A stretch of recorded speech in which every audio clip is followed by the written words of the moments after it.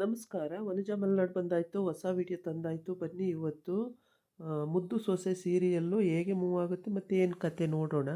ಅದಕ್ಕೆ ಮುಂಚೆ ನೀವು ನನ್ನ ವಿಡಿಯೋಕ್ಕೆ ಸಬ್ಸ್ಕ್ರೈಬ್ ಮಾಡಿಲ್ಲ ಅಂದರೆ ದಯವಿಟ್ಟು ಸಬ್ಸ್ಕ್ರೈಬ್ ಮಾಡ್ಕೊಳ್ಳಿ, ಹಾಗೆ ಒಂದು ಲೈಕ್ ಕೊಡಿ. ಇವತ್ತು ಕಣ್ಮಣಿ ನಾಪತ್ತೆ ಅಂದರೆ ಅಲ್ಲಿ ದೇವಸ್ಥಾನದಲ್ಲಿ ಕರ್ಕೊಂಡೋಗಿ ಅವನು ಮದುವೆ ಮಾಡ್ಕೋಬೇಕು ಅಂತೇಳಿ ಅಲ್ಲೆಲ್ಲ ಸೆಟ್ ಮಾಡ್ಕೊಂಡಿದ್ದಾನೆ. ಆದರೆ ಇಲ್ಲಿ ಮಂಟಪದಲ್ಲಿ ಎಲ್ಲ ಹುಡುಕ್ತಿದ್ದಾರೆ, ಎಲ್ಲೂ ಸಿಕ್ಕಿಲ್ಲ. ಪೆಟ್ರೋಲ್ ಹಾಕಿಸ್ತೀವಿ ಅಂತ ಹೋದವರು 4 ಪೆಟ್ರೋಲ್ ಬಂಕ್ ಹುಡ್ಕಿದ್ರು, ಪೆಟ್ರೋಲ್ ಹಾಕ್ಸೇ ಇಲ್ಲ. ಯಾವ ಕಡೆ ಹೋದ್ರು ಅಂತ ಗೊತ್ತಿಲ್ಲ. ಇವಳು ಬಾವುಟ ತೋರಿಸ್ತಾ ಇರ್ತಾಳೆ, ಯಾರು ವಿದ್ಯಾ ಆ ಕಡೆ ರೋಡಲ್ಲಿ ಹೋಗ್ತಾ ಇರ್ತಾರೆ. ಕಣ್ಮಣಿ ಅಲ್ವಾ, ಇವ್ರು ಯಾಕೆ ಈ ಕಡೆ ಹೋಗ್ತವ್ರೆ ಅಂತ ಅವಳು ಅಲ್ಲೋಗಿ ಓನರ್ಗೆ ಹೇಳಿ ಅರ್ಜೆಂಟ್ ಕೆಲಸ ಇದೆ ಅಂತ ಹೇಳಿ ಅವಳು ಅವ್ರನ್ನ ಫಾಲೋ ಮಾಡ್ಕೊಂಡು ಆಟೋದಲ್ಲಿ ಹೋಗ್ತಾಳೆ. ಆಟೋದಲ್ಲಿ ಹೋಗಿ ಅಲ್ಲಿ ದೇವಸ್ಥಾನ ಕಂಡಿಡ್ಕೋತಾಳೆ. ಬೇಗ ನಡೀರಿ ಅಣ್ಣ, ಹೋಗೋಣ ಹೋಗೋಣ ಅಂತೇಳಿ. ಈ ಕಡೆ ಇವರೆಲ್ಲ ಗಾಬರಿಯಾಗಿ ಮೋಹನ ಅವರೆಲ್ಲ ಅವ್ರ ಯಜಮಾನ್ರು ಕೇಳಿದಾಗ ಇವಳು ಬಂದ್ಲು ಅಂತ ಹೇಳ್ಬಿಡ್ತಾಳೆ. ಆಮೇಲೆ ನೋಡಿದ್ರೆ ಒಂದು ಅರ್ಧ ಗಂಟೆ ಆದರೂ ಇಲ್ಲ, 1 ಗಂಟೆ ಆದರೂ ಇಲ್ಲ. ಆಮೇಲೆ ಗೋವಿಂದನ ಕರೆದು ಹೇಳ್ತಾಳೆ. ಗೋವಿಂದ ಹೋಗಿ ಎಲ್ಲ ಕಡೆ ಹುಡುಕಿ ಬಂದು ಇಲ್ಲ ಅದಕ್ಕೆ ಎಲ್ಲೋ ಅಂತ ಹೇಳ್ತಾನೆ. ಅಣ್ಣನಿಗೆ ವಿಷಯ ಗೊತ್ತೇ ಇರಲ್ಲ. ಕೊನೆಗೆ ಅಣ್ಣಂಗೆ ವಿಷಯ ಗೊತ್ತಾಗಬೇಕು. ಆದರೆ ಗಂಡು ಬಂದು ಹಸೆಮಣೆ ಮೇಲೆ ಕೂತಿದ್ದಾನೆ. ಎಲ್ಲರೂ ನಿಂತಿದ್ದಾರೆ. ಹುಡುಗಿ ಮಾತ್ರ ಹುಡುಗಿ ಕಡೆ ಗಂಡು ನಪ್ಪ ಬಂದು, ಏನು ಬೀಗ್ರೆ ಏನಾರ ಸಮಸ್ಯೆನಾ, ಯಾಕೆ ಅಂತ ಕೇಳ್ತಾನೆ. ಏನಿಲ್ಲ, ನಮ್ಮ ರಾಜಕೀಯದವ್ರನ್ನ ನಿಮಗೆ ಪರಿಚಯನೇ ಮಾಡಿಕೊಡ್ಲಿಲ್ಲ, ನಡೀರಿ ಪರಿಚಯ ಮಾಡಿಕೊಡ್ತೀನಿ ಅಂತ ಇವನು ಈ ಕಡೆ ಶಿವರಾಮೇಗೌಡ ಕರ್ಕೊಂಡು ಬರ್ತಾನೆ. ಯಾರ್ದೋ ಫೋನ್ ಬರುತ್ತೆ ಅಂತ ಮಾತಾಡ್ಕೊಂಡು ಹೋಗ್ತಾನೆ. ಹೀಗಾಗಿ ಕೊನೆಗೆ ಮೋನಿಗೆ ಬೈತಾನೆ. ನಾನು ಕೇಳಿದಾಗ ಏಕೆ ಹೇಳಲಿಲ್ಲ ಮೋನ ನೀನು ಅಂತೇಳಿ. ಆಮೇಲೆ ಏನು ಮಾತಾಡಲ್ಲ ಅವಳು, ಗಾಬರಿಯಾಗಿ ಸುಮ್ಮನೆ ನಿಂತ್ಕೋತಾಳೆ.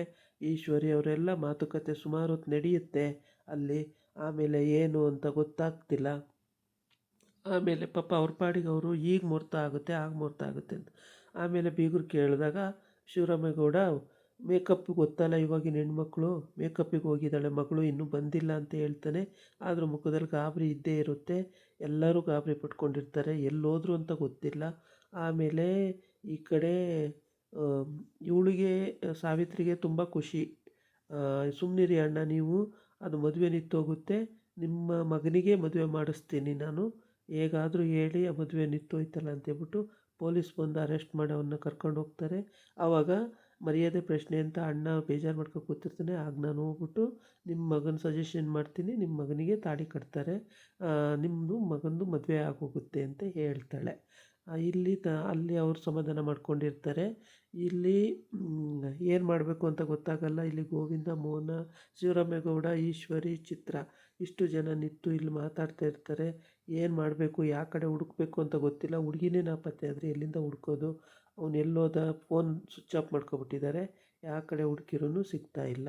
ಇಲ್ಲಿ ಗೋವಿಂದ ಹುಡ್ಕೊಂಡು ಬರ್ತಾ ಇದ್ದಾನೆ. ಬರುವಾಗ ಅವನ ಫ್ರೆಂಡ್ ಒಬ್ಬ ಫೋನ್ ಮಾಡಿ, ಹಿಂಗೆ ನಿಮ್ಮ ಸೊಸೆನೇ ಅವ್ರನ್ನ ಕರ್ಕೊಂಡೋಗಿ ದೇವಸ್ಥಾನದಲ್ಲಿ ಮದುವೆ ಮಾಡಿಸೋದ್ಲು ಅಂತ ಹೇಳ್ಬಿಡ್ತಾನೆ. ಹೌದಾ, ಅವಳೆಲ್ಲಿದ್ಲು ಹಂಗೆ ಹಿಂಗೆ ಅಂತ.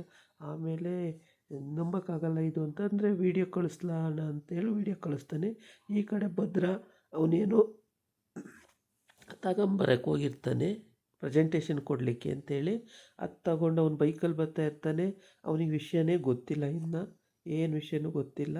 ಅವನ ಪಾಡಿಗೆ ಅವನು ಅದನ್ನು ಪ್ರೆಸೆಂಟೇಷನ್ನು ತಂಗಿ ಕೊಡೋಕ್ಕೆ ಅಂತ ಹೋಗಿ ತೊಗೊಂಡು ಬರ್ತಾನೇ ಇರ್ತಾನೆ. ಅವನಿಗೆ ಗೊತ್ತೇ ಇಲ್ಲ ಏನೂ. ಈ ಕಡೆ ಬಂದು ವಿದ್ಯಾ ಆಟೋದಲ್ಲಿ ಹೋಗ್ತಾ, ಬೇಗ ಫಾಲೋ ಮಾಡಿ ಅಣ್ಣ, ಬೇಗ ಫಾಲೋ ಮಾಡಿ ಅಣ್ಣ, ಈ ಕಡೆ ಹೋಯ್ತು ಅಣ್ಣ ಕಾರು, ಆ ಕಡೆ ಹೋಯ್ತು ಅಂತ ಲಾಸ್ಟಿಗಂತೂ ಹುಡುಕೊಂಡು ಆ ದೇವಸ್ಥಾನಕ್ಕೆ ಹೋಗ್ತಾಳೆ ಇವಳು. ಹೋಗ್ಬಿಟ್ಟು ತಾಳಿ ಕಟ್ಟಿ, ಮತ್ತು ಇನ್ನೇನು ಹುಡುಕ್ತಾ ಇದ್ದೀರಾ, ತಾಳಿ ಕಟ್ಟಿ ಅಂತೇಳಿ ಅರ್ಶಿನ ಕೊನೆ ಕಟ್ಟೋಕ್ಕೆ ಅಂತ ರೆಡಿಯಾಗಿ ತಗೊಂಡು ಇನ್ನೇನು ಕುತ್ತಿಗೆ ಹಾಕಿರ್ತಾನೆ. ಅಷ್ಟೊತ್ತಿಗೆ ವಿದ್ಯಾ ಹೋಗಿ, ಮಾವ ಸತ್ತೋದ್ರೂ ಪರವಾಗಿಲ್ಲ, ಮಾವನ ಮರ್ಯಾದೆ ಹೋದರೂ ಪರವಾಗಿಲ್ಲ, ನೀವು ಚೆನ್ನಾಗಿದ್ದರೆ ಸಾಕು, ತಾಳಿ ಕಟ್ಟಿ ಅಂತಾಳೆ. ಈ ಕಡೆ ಬಂದು ಇವರು ಬೀಗರು, ಮೋಹನ ಎಲ್ಲ ಡಿಸ್ಕಸ್ ಮಾಡ್ತಿರ್ತಾರೆ. ಆದರೆ ಬೀಗರಿಗೆ ಶಿವರಾಮೇಗೌಡ ನನ್ನ ಮಗಳು ಮೇಕಪ್ಪಿಗೆ ಹೋಗಿ ಬರ್ತಾಳೆ ಇದೇ ಹೇಳ್ತಲೇ ಇರ್ತಾನೆ. ಮುಂದೆ ಏನು ಮಾಡಬೇಕು ಅಂತ ಗೊತ್ತಾಗ್ದಲೇ ತಲೆ ಕೆಟ್ಟು ಅಷ್ಟು ಜನಕ್ಕೆಲ್ಲ ಏನು ಹೇಳೋದು, ಮಗಳು ಎಲ್ಲೋದ್ಲುತ್ತೆ ಯಾವತ್ತೂ ಒಂದು ಕೊನೆ ಸುಳಿವು ಕೊಟ್ಟಿಲ್ಲ. ಏನು ನಂಬಿಕೆ ಮೇಲೆ ಡ್ರೈವರ್ ಕರ್ಕೊಬರ್ತಾನೆ ಅಂತ ಬಿಟ್ಟು ಬಂದಿದ್ದಕ್ಕೆ ಈ ಥರ ಆಯ್ತಲ್ಲ ಅಂತ. ಈ ಕಡೆ ಬಂದು ಅಜ್ಜಿಗೆ ಏನೇ ಇವರೆಲ್ಲ ಹಿಂಗೆ ಸಪ್ಪಗವ್ರಲ್ಲ ಅಂತ ಅಜ್ಜಿ ಇವಳನ್ನ ಚಪ್ಪನ ಕೇಳುತ್ತೆ.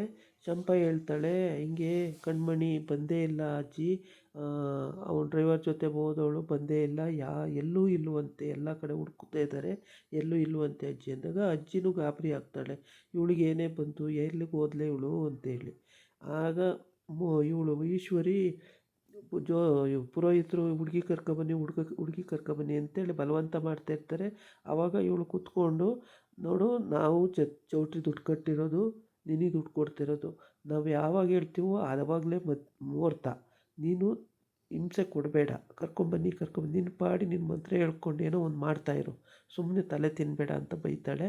ಸರಿ ಅಂತೇಳಿ ಇವನು ಕಣ್ಮಣಿನ ಕಾರ್ ನಿಲ್ಲಿಸಿ ಎಳ್ಕೊಂಡೋಗಿ ದೇವಸ್ಥಾನದಲ್ಲಿ ಮದುವೆ ಮಾಡ್ಸೋಕ್ಕೆ, ಯಾವುದೋ ದೇವಸ್ಥಾನದಲ್ಲಿ ಮದುವೆ ಮಾಡ್ಸೋಕ್ಕೆ ಇಲ್ಲಿ ಬಾ ಅಂತೇಳಿ ಕರ್ಕೊಂಡು ಹೋಗ್ತಾ ಇರ್ತಾನೆ. ಅಲ್ಲಿ ಪುರೋಹಿತರಿಗೆ ಫೋನ್ ಮಾಡಿ ಹೇಳ್ಕೊಂಡಿರ್ತಾನೆ.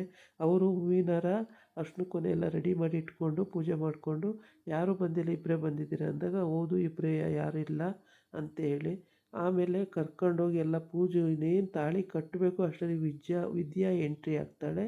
ವಿದ್ಯಾ ಎಂಟ್ರಿ ಆದಾಗ ವಿದ್ಯಂಗೆ ಕರೆಕ್ಟಾಗಿ ಗೊತ್ತಾಗುತ್ತೆ. ಕಣ್ಮುಂಡು ನಾನು ಎಷ್ಟು ಹೇಳಿದ್ದೀನಿ, ನಾನು ಇದ್ದೀನಿ, ಏನೋ ಮಾಡಿಸ್ತೀನಿ ಸುಮ್ಮನೆ ಅಂತ. ನೀನೇನು ಮಾಡಿಸ್ಲಿಲ್ಲ ಅದಕ್ಕೇ ನಮಗೆ ಗಾಬರಿ ಆಯಿತು, ನಾವು ಬಂದು ಅಂತ ದೇವಸ್ಥಾನದಲ್ಲಿ ಈ ವೀರಭದ್ರೇಶ್ವರ ದೇವಸ್ಥಾನಕ್ಕೆ ಹೋಗಿ ತಾಳಿ ಕಟ್ಕೋಬೇಕು ಅಂತ ಇವ್ರು ತೀರ್ಮಾನ ಮಾಡ್ಕೊಂಡು ಅಲ್ಲಿ ಹೋಗಿರ್ತಾರೆ. ತಾಳಿ ಕಟ್ಟೋ ಟೈಮಿಗೆ ಕರೆಕ್ಟಾಗಿ ವಿದ್ಯಾ ಅಲ್ಲಿ ಬಂದು ಅಟ್ಯಾಕ್ ಮಾಡ್ತಾಳೆ.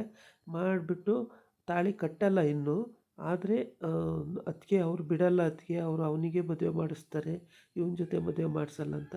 ನಾನು ಹೇಳಿದ್ದೆ ತಾನೇ, ಹೇಗಾದರೂ ಒಂದು ಮಾಡ್ತೀನಿ, ನೀವು ಸುಮ್ಮನಿರಿ ಅಂತೇಳಿ. ಆದರೆ ಅವನು ಅಲ್ಲಿ ಕರೆಕ್ಟಾಗಿ ಲಾಕ್ ಆಗಿದ್ದಾನೆ. ಇವಾಗ ಸ್ಟೇಷನಲ್ಲಿ ಅವನು ಅರೆಸ್ಟ್ ಮಾಡ್ತಾಯಿದ್ದಾರೆ. ಯಾಕೆ ಅಂದರೆ ಅವನು ಒಂದು ಹೋಟೆಲಲ್ಲಿ ಹುಡುಗಿರ್ದು ಫೋಟೋ ಎಲ್ಲ ತೆಗೆದು ಅವ್ನು ಸಿಕ್ಕಾಕ್ಕೊಂಡಿದ್ದಾನೆ.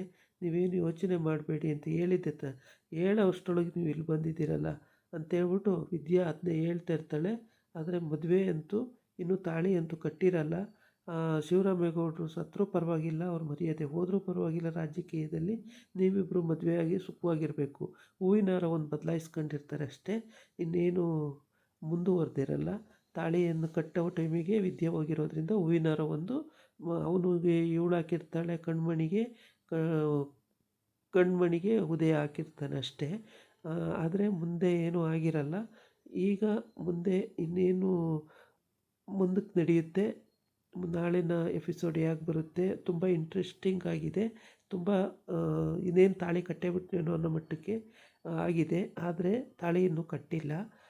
ಪುರೋಹಿತರು ಯಾಕೆ ನಿಲ್ಲಿಸ್ಬಿಟ್ರಿ, ಕಟ್ಟಿ ಅಂತಾರೆ. ಅಷ್ಟೊತ್ತಿಗೆ ವಿದ್ಯಾ ಅಲ್ಲಿ ಬಂದು ಅಟ್ಯಾಕ್ ಮಾಡ್ತಾಳೆ. ಅವಳು ಮಾಡಿದ್ದಕ್ಕೆ ಹಂಗೆ ನಿಲ್ಲಿಸಿದ್ದಾನೆ ತಾಳಿ ಕಟ್ಟೋದನ್ನು ನಿಲ್ಲಿಸಿ ಹಾಗೆ ನೋಡ್ತಾ ಇದ್ದಾನೆ. ಯಾಕಪ್ಪ ನಿಂಗೆ ಹೇಳಿದ ಅರ್ಥ ಆಗಲಿಲ್ವಂತ ಕೇಳ್ತಿದ್ದಾಳೆ.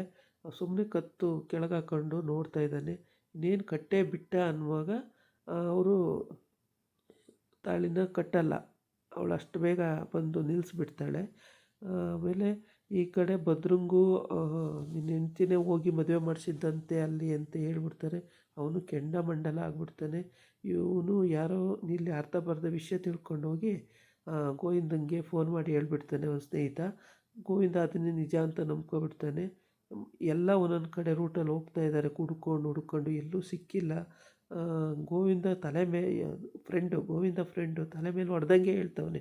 ಅವನು ಒಂಚೂರು ಅರೆಬರೆ ವಿಷಯ ತಿಳ್ಕೊಂಡೋಗಿ ಹಾಗೇ ಹೋಯ್ತು ಅಂತ ಹೇಳ್ತವನೆ. ಇವರು ಮುಂದಕ್ಕೆ ಏನು ಮಾಡಬೇಕು ಅಂತೇಳಿ ಯೋಚನೆ ಮಾಡ್ತಾಯಿದ್ದಾರೆ. ಎಲ್ಲರೂ ಒಂದೊಂದು ದಿಕ್ಕಲ್ಲಿ ಹುಡುಕ್ತಿದ್ದಾರೆ, ಆದರೆ ಎಲ್ಲಿ ಹೋಗಬೇಕು ಅಂತ ಗೊತ್ತಿಲ್ಲ. ಇದಾಗಿತ್ತು ಇವತ್ತಿನ ವೀಡಿಯೋ. ನಾಳೆ ಇನ್ನೊಂದು ವೀಡಿಯೋ ಜೊತೆ ಬರ್ತೀನಿ. ನಮಸ್ಕಾರ.